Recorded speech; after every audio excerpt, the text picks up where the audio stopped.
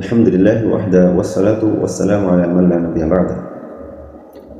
ইনশাআল্লাহ আজকে আমরা সূরা কাহফের 20 নং ও 21 নং আয়াতের শাব্দিক তর্জমা পড়ার চেষ্টা করব। আজকের আয়াত দুটোর ভাবার্থ হলো ইন্নাহুম ইয়াযহারু আলাইকুম ইয়ারজুমুকুম আও ইউঈদুকুম ফি মিল্লাতিহিম ওয়া লান তুফলিহু ইযান আবাদা। নিশ্চয়ই যদি তারা তোমাদের সম্পর্কে জানতে পারে তাহলে তোমাদেরকে পাথর মেরে হত্যা করবে অথবা তোমাদেরকে ফিরিয়ে আনবে তাদের ধর্মে, এবং তাহলে তোমরা কখনো সফল হবে না। For if they should come upon us, they will stone us to death or force us to revert to their faith, whereafter we shall never prosper. وكذلك أعثرنا عليهم ليعلموا أن وعد الله حق وأن الساعة لا ريب فيها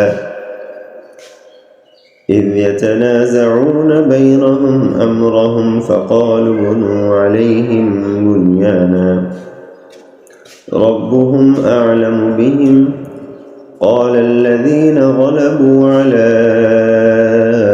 أمرهم لنتخذن عليهم مسجدا। এবং এভাবেই আমি তাদের সম্পর্কে জানিয়ে দিলাম যেন তারা জানতে পারে নিশ্চয়ই আল্লাহ তাআলার ওয়াদা সত্য এবং কিয়ামত আসবেই, তার মধ্যে কোনো সন্দেহ নেই। এবং যখন তারা পরস্পর বিতর্ক করছিল তাদের মাঝে তাদের কাজ সম্পর্কে, অতঃপর তারা বলল আমরা নির্মাণ করব তাদের উপরে সুদ, দালান বা মিনার। এবং তাদের মধ্যে কেউ কেউ বলল তাদের রবি ভালো জানেন তাদের সম্পর্কে। এবং যারা সেই বিতর্কের মধ্যে বিজয়ী হয়েছিল তারা বলল নিশ্চয়ই আমরা তাদের উপর একটি মসজিদ নির্মাণ করব। Thus did we make their care known to the people of the city, so that they might know that Allah's promise is true, and that there is absolutely no doubt that the hour will come to pass. But instead of giving thought to this, they disputed with one another concerning the people of the camp,